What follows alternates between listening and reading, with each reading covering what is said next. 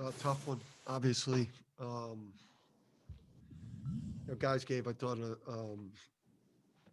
just a great effort. Um, Obviously, a lot of things led to um, a very very tough loss to swallow. Should have been able to take care of that in regulation. I thought we didn't get to some 50-50 balls. We didn't get key defensive rebounds. Excluding um, the free throws at the end of regulation. There were a handful of just winning type of plays that we didn't make. Um, that led to a really really tough loss, a really really tough loss to take because we should have won that one in regulation. Can you guys hear me? Go ahead, Wayne.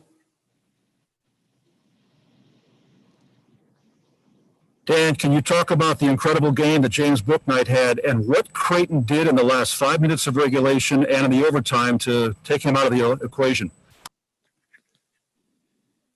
Yeah, I mean, they obviously got really physical with him um, off the ball, which made it harder for him to cut. They sent obviously multiple defenders at him when he had the ball in his hands. But I'm not sure if there's anything tactically that they necessarily did. Um, he just he wasn't going to have 45 by the end of regulation.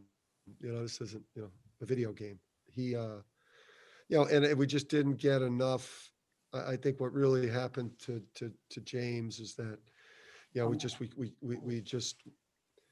we didn't get enough. We didn't get never mind a secondary score. We couldn't find scoring really anywhere else. I don't need to and, which pretty much just kind of left him out there on an island. Wayne, anything else? Yes, and could you talk about the way that your guys you wanted to take out of the equation were Mahoney and Zegarowski? They averaged 31 points a game coming in. They had 21 points and shot 8 of 25. What was your defensive game plan on them? Yeah, take those three guys out and keep those guys under 30. Was the goal, and we wanted to keep Zegarowski from getting downhill and ball screens, and we were able to do that very successfully.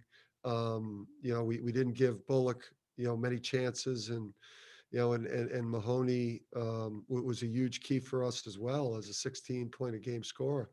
We wanted to force Bishop and Jefferson and their others to beat us. And although Jefferson made the leaner at the end of regulation, I think where we lost the game was allowing Bishop during that one stretch to really get going. And I'm not sure how many points a game he averages, but he but those 19, losing that center position the way we did hurt. Tom? Dan, I know you've been there before as a player and as a coach, but what do you say to RJ after a game or what do you say to a player when they, miss the free throws like that? I mean, obviously they know the impact. How do you kind of pick them up after something like that? Yeah, I mean, it's he's 10 for 10 from the line at that point on the season. He's 6 for 6 in the game. He's right now I think he's our best chance at a secondary scorer. Somebody that's could potentially be a guy that could get us 13, 14 a game that could support James on the perimeter. He hasn't played in a while. He had the sit out year. He had he's had the COVID season too. So he hasn't had a lot of games to play to get himself in some type of a rhythm. He's we're going to get behind him and we're going to support him.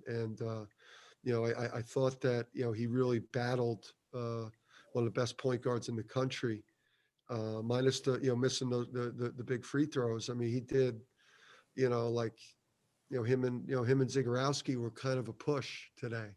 So if you'd have told me that at the point guard position, it would kind of be a push, we definitely would have taken RJ's game, but give the guy some time. He sat out a full year and he's had a brutal, and just like all of us, he has not had a traditional lead up to conference play. Mike Mavrodakis? Hi, Dan. With Isaiah Whaley fouling out at the end of the second half, what kind of effect did that have for overtime? Yeah, I mean, that one hurt. I mean, only getting not even getting 19 minutes out of Isaiah today, that hurt.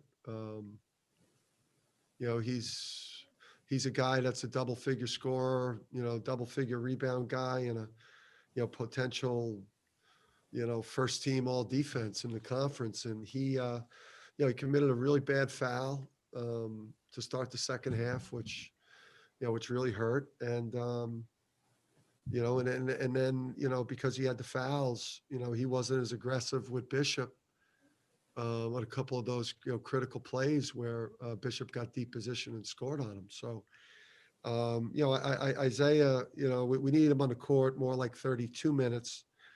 And it was just one of those games where he just, he wasn't as good as we need him to be. Mike, Anthony? Thanks. Dan, what would you say about James' approach overall as he heated up late in the first half, and then he was able to sustain that well into the second, and even as he started missing, he was certainly a willing participant ready to battle this one out. Was this a really important step forward for him? Yeah, it was a big step, Mike. Big step for his confidence. Big step in terms of, just giving you a full, a full game attacking effort. There's some times where he settled, but he needs to shoot. He obviously, people are going to take the film of this and really, gimmick and do things. And we're going to have to really find creative ways to continue to get him the ball in key spots. But I mean, I don't know if we're going to get 40 from him all the time, but he is the type of guy that has a lot of days like this when people aren't watching. So we've got to get him 20 shots a game nightly, and we've got to find the second score. Thanks.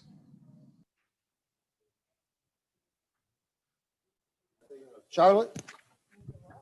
Hey Dan, how much do you think that those 17 days off kind of impacted the lack of a second score at first? And then using this game, are you more interested in getting a second game before the December 30th? Or does this kind of to have the time off again? Yeah. I probably can't answer that second question because, I just had my heart ripped out of my chest. So I can't answer that second part on scheduling. But I would say maybe the overtime, that we, the 17 days caught up to us. Maybe the beginning of the game, we were just like really, really jittery and, like we couldn't grab the ball and we were blowing defensive assignments. So I just think like the beginning of the game, we're a little bit out of sorts, having not played in 17 days. And then the other myriad of days we haven't, it's whatever, man. And then I would say the overtime, we looked, the guys had a hard time mentally putting aside what had gone on in regulation at the end there. And then there had to be fatigue there. I mean, especially because we were so limited, with the bench today. No Tyler, really couldn't play Andre or Adama. Those guys were just lost defensively. And then Brendan, what wasn't, didn't play a confident game. Phil Paxton, last one. And Dan, what do you think really got you guys turned around into that first quarter or first half? Was it just book night heating up, or anything else you noticed that kind of got you guys, ramped up going into the halftime? Yeah, I mean, Book started attacking. I think we settled. I think we settled early in possessions for some bad threes early. Book started attacking and cutting and slashing, and then we got our legs under us, man. It's like, you know, that's a potential, that's a top 10 team, a team that, is as good, those guys in Villanova are the absolute class of the conference, and a team that can make a deep run in the tournament. And, we had them in regulation off a 17-day, after not playing in 17 days. We've got a chance to have a really, really good team. We just need to be able to get some consistent practices, get on a consistent game schedule, and be ready to just actually play a season without stopping and starting. Because I think this team showed a lot today. It's obviously a devastating loss, but we showed a lot of character and a lot of toughness with the way that we dragged ourselves back into that game, and really should have won it in regulation. But, credit them. They took advantage of some of our mistakes. Thank you. Okay, Carter, that's it. Is that it? Okay, thanks, Coach. Thanks very Thank much. you. I'll get Brooke.